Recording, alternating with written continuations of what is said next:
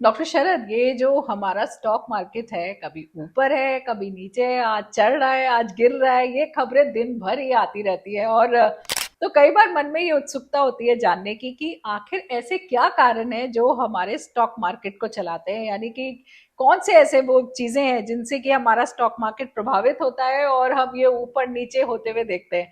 आज इसके बारे में जरूर खुलासा कीजिए। जी हाँ, बिल्कुल। देखिए, स्टॉक मार्केट्स वैसे तो आप अगर खबरें लगाएं, कोई बिजनेस चैनल लगाएं या आप नेट पर जाएं, तो आपको कोई ना कोई कारण दिख जाएगा। पर मैंने सोचा कि एक कंसोलिडेटेड 2 एपिसोड की सीरीज बनाई जाए, जिसमें हमारे फॉलोअर्स और व्यूअर्स को ये पता लग जाए। और मैं थोड़े बहुत नहीं, 25 ऐसे रीजंस ओ माय दूंगा। गॉड। इसीलिए हमने 2 एपिसोड सीरीज कही कि 12-13 रीजन एक में और 12 रीजन एक में हम देंगे आपको, जहां पर आपको ये समझ आ जाएगा कि इसके अलावा और कोई कारण हो ही नहीं सकता।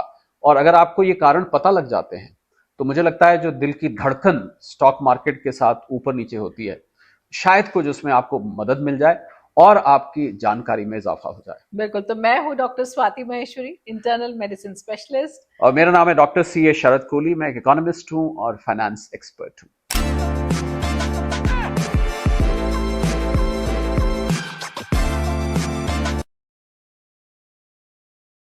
तो डॉक्टर शरद, ये जो हम कहते हैं कि आज तो बेयरिश है मार्केट, आज बुलिश है मार्केट, दिन भर यही बातें होती रहती हैं और जो लोग स्टॉक मार्केट में पैसा लगाते हैं शायद उनकी नजर तो दिन भर मार्केट में से हटती ही नहीं है कि अब कब नीचे कब ऊपर। तो जरूर आज ये खुलासा कीजिए कि किस तरह के ऐसे फैक्टर्स होते हैं जो हमारे इस मार्केट को चलाते हैं।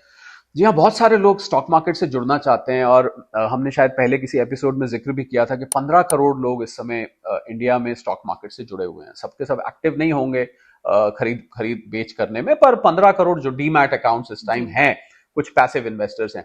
पर ये तो सभी लोग जानना चाहते हैं और जो नए भी जुड़ना चाहते हैं कि क्या वजह है कि मार्केट, तो हमने, जैसा कि मैंने कहा कि मैंने इसको 2 सीरीज में बांटा है। हम 12-13 रीजन आपके लिए एक एपिसोड में लाएंगे, 12-13 दूसरा लाएंगे। और इसके अलावा मुझे उम्मीद है कि शायद ही कोई रीजन निकल कर आए जो मार्केट को चढ़ाता है। तो सबसे पहले, वैसे तो एक पुरानी कहावत स्टॉक मार्केट में होती है कि there are only 3 things which move the market. और वो कौन सी 3 चीजें हैं? Earnings, earnings and earnings. तो ये तो रही, जो लोग एम्फेसाइज करते हैं इस बात पे कि वाकई जिस कंपनी का जैसा परफॉर्मेंस होता है, जिसको हम कॉर्पोरेट रिजल्ट्स कहते हैं, तो पहला रीजन निकल के आया कॉर्पोरेट रिजल्ट्स के, उस कंपनी का कैसा रिजल्ट है ये डिटरमिन करता है कि उसका शेयर कहां जाएगा। इसको हम फंडामेंटल्स भी कहते हैं कि किसी भी कंपनी का शेयर अपने फंडामेंटल्स पे जाके लॉन्ग रन में सेटल हो जाता है। मतलब अभी थोड़ी बहुत मूवमेंट, बाकी के जो अभी मैं आपको 24 कारण बताने जा रहा हूं या इस एपिसोड में 12-13 बताने जा रहा हूं, जब आप दोनों एपिसोड देख लेंगे बाकी रीजन भी हो सकते हैं, पर सबसे ऊपर आने वाला तो रीजन ये। जैसे कंपनीज अपने क्वार्टरली रिजल्ट्स वगैरह देती है, डिक्लेयर करती है कि भाई कितना प्रॉफिट हुआ, लॉस हुआ, या क्या हम नया लाने वाले हैं या कुछ रिसर्च करने वाले हैं, तो इन सब चीजों का मार्केट पर असर पड़ता बिल्कुल है। असर होता है। और जब मैंने कॉर्पोरेट रिजल्ट्स डॉक्टर स्वाति कहा, तो मेरा मतलब था जो उसकी बैलेंस शीट होती है, जो उसके मुनाफा उसको कितना हुआ, और उसी मुनाफे से उसकी बुक वैल्यू, उसकी पीई रेशियो, उसमें बहुत सारी चीजें निकल के आती हैं। जी। डेट इक्विटी रेशियो होती है, जो ये सारी बैलेंस शीट में, तो कुल मिलाकर अगर हम देखें तो मुनाफा। दूसरा कारण, अब गिनते जाइएगा डॉक्टर स्वाति, क्योंकि हमें 25 तक पहुंचना है और इस एपिसोड में 12 या 13 कवर करने हैं। दूसरा है गवर्नमेंट पॉलिसीज, कि सरकार जो पॉलिसीज बनाती है वो किसी किसी इंडस्ट्री के लिए बहुत फेवरेबल हो जाती है, किसी किसी इंडस्ट्री के लिए फेवरेबल नहीं होती। जैसे उदाहरण के तौर पर सरकार आजकल एक विंडफॉल टैक्स लगाती है, जो कि ऑयल कंपनीज पे लगता है। तो विंडफॉल टैक्स कभी घट जाता है कभी बढ़ जाता है, जैसे जैसे अंतर्राष्ट्रीय मार्केट में क्रूड की प्राइसेस होती है उसके हिसाब से घटता बढ़ता है। तो देखिए, गवर्नमेंट पॉलिसीज का सीधा सीधा असर आपको स्टॉक मूवमेंट पे, तो जब ये विंडफॉल टैक्स कम हो जाता है, आप देखेंगे वो प्राइसेस अच्छी हो जाती हैं। जब विंडफॉल टैक्स घट, या गवर्नमेंट ने कोई और पॉलिसी निकाली, तो उसके हिसाब से मार्केट जो है वो फ्लक्चुएट करती रहती है। उसके अलावा हम जाएं तो तीसरा जो बड़ा रीजन, जो आजकल आप बहुत सुनने में भी आ रहे होंगे, उसको हम जियो पोलिटिकल रीजन कहते हैं। मतलब मैं तो बल्कि मजाक में कहता हूं कि मार्केट ऊपर जा रही है और कहीं पर लड़ाई चल रही है, रशिया यूक्रेन में। अब तो यूक्रेन ने भी इन्वेजन करना शुरू कर दिया रशिया का। गाजा में आप देखें कितना टेंशन है। वेस्ट एशिया इस टाइम बॉयल पर है, वहां पर बिल्कुल। इसराइल और बाकी के जो आसपास के देश हैं। तो जियो पोलिटिकल सिचुएशन मार्केट को इफेक्ट करती है। अगर, मैं नहीं मानता कि कहीं पर मिसाइल चले और वो स्टॉक मार्केट पे असर ना करे।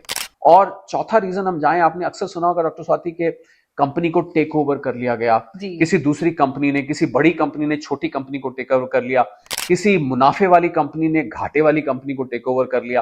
तो ये कंपनी, अब मान लीजिए कोई घाटे वाली कंपनी चल रही है, उसका शेयर बहुत छोटी मोटी प्राइस पे चल रहा है और मुनाफे वाली कंपनी ने टेक ओवर कर लिया, तो अब तो वो उसका हिस्सा हो गया, तो वहां पर आप देखेंगे कि उसकी प्राइस सडनली इंप्रूव होनी शुरू हो जाती है। तो ये मेरे हिसाब से एक और बड़ा रीजन निकल के आता है स्टॉक या मार्केट जैसे को। कि मर्जर्स वगैरह हो बिल्कुल जाते बिल्कुल, होंगे तो मर्जर भी उनसे, उसी में ही आते हैं, जी, इसको तो हम सब टेक ओवर चीजें, में ही एक तरह से गिन लेते हैं, क्योंकि टेक ओवर क्या होता है कि टेक ओवर कई तरह के होते हैं। टेक ओवर कई बार स्ट्रक्चरल चेंज भी होता है, जी, जैसे आप कंपनी का शेयर होल्डिंग स्ट्रक्चर बदल गया, आपने सुना होगा 10 रुपए का शेयर है वो 1 रुपए का हो गया, तो स्टॉक होल्डिंग जब चेंज हो जाती है वो भी एक कई दफे कारण बन जाता है। हमने कुछ कंपनीज के केस में देखा था, रिलायंस का आपने देखा होगा, शेयर पहले 100 रुपए का था, फिर 10 रुपए का हुआ, वो शेयर 1 रुपए का हुआ, तो ये भी एक कारण बन जाता है।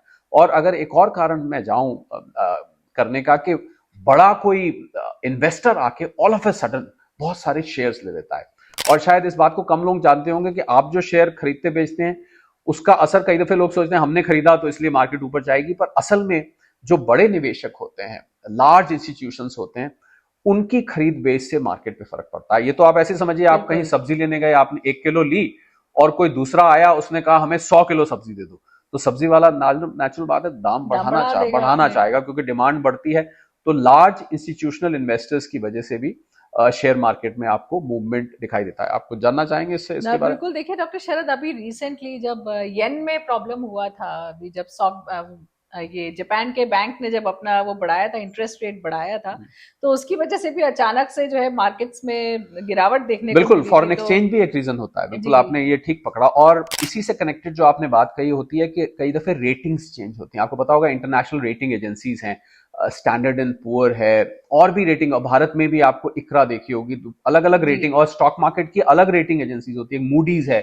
तो कई दफे किसी देश की रेटिंग चेंज होती है, कई दफे से किसी कंपनी की रेटिंग चेंज होती है। तो ये दो रीजन और हो गए कि अगर कंपनी की रेटिंग चेंज हो रही है, तो कंपनी की रेटिंग चेंज होने से आप देखेंगे कि उसके शेयर में अगर रेटिंग अच्छी हो रही है तो इंटरेस्ट बढ़ जाएगा, और अगर रेटिंग नीचे जाती है तो नीचे चले। इसी तरह किसी देश की रेटिंग जी, अगर अच्छी हो, मान लीजिए पाकिस्तान की रेटिंग जो है, तो वहां के शेयर्स आपको आपको कभी सुनने में नहीं आएंगे कि पाकिस्तान स्टॉक एक्सचेंज के शेयर ऐसे गए वैसे गए, क्योंकि कंट्री की रेटिंग ही डाउन है। डाउन है। किसी देश में अगर इलेक्शन हो रहे हो और हाँ, वहां पर अगर रूलिंग पार्टी जो है वो कमजोर पड़ जाए, या रूलिंग पार्टी फिर वापस आ जाए, तो क्या होता है, किसी सरकार ने पॉलिसीज निकाली होती हैं, तो वो पॉलिसीज निकालने के बाद जब हम कंसिस्टेंसी देखते हैं कि ये सरकार दोबारा आएगी, वो पॉलिसीज चलेंगी, तो देश की अर्थव्यवस्था को उससे मदद मिलेगी।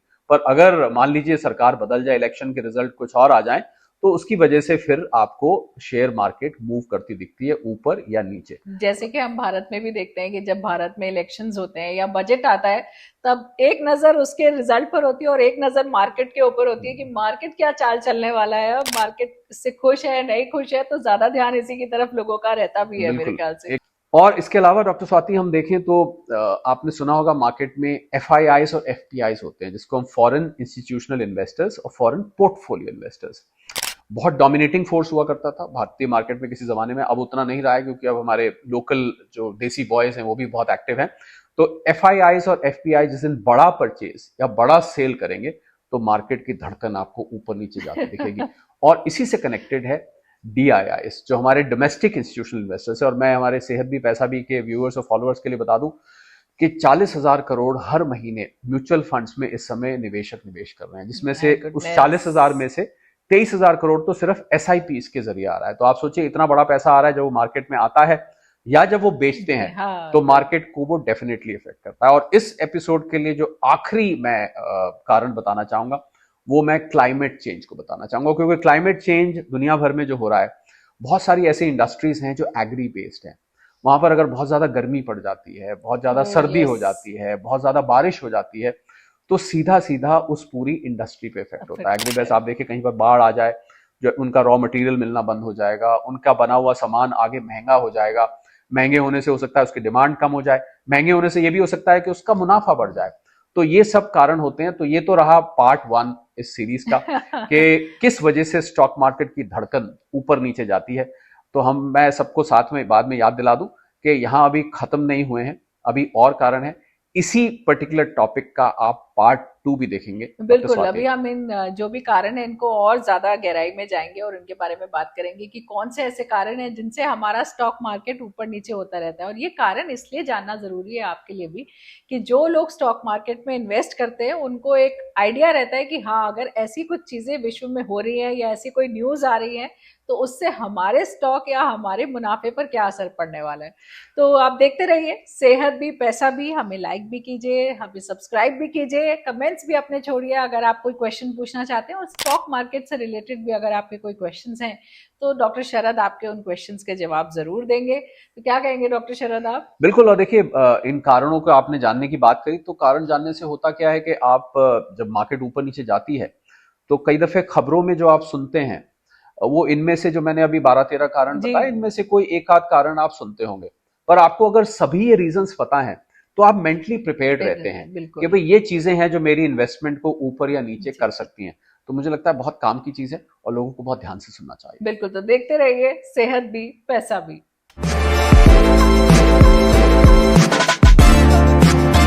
डॉक्टर शरद, और अक्सर ही देखते हैं हम जैसे वॉर्स होती हैं या कहीं पे सुनामी आ गई या कुछ आ गई, तो इन सब चीजों की वजह से जो हमारा सेंसेक्स है वो ऊपर नीचे होता है। और क्रूड ऑयल की प्राइसेस तो मुझे लगता है एक बहुत ही बड़ा फैक्टर है जो हमारे इसको स्टॉक मार्केट को इन्फ्लुएंस करता है। जी हाँ, भारत जैसे देश में जहाँ 86% देश की तेल की जरूरतें इंपोर्ट की जाती हैं, तो ऐसे देश में तो क्रूड ऑयल की प्राइसेस जरूर ही असर करती हैं। और हमारा अभी भी मेन एनर्जी सोर्स है, इतनी गाड़ियां चलती हैं, इतनी फैक्ट्रीज, और जहां वो इस्तेमाल होता है, बिल्कुल आपने ठीक नब्ज पकड़ी है कि क्रूड ऑयल भी एक फैक्टर बन जाता है। बिल्कुल।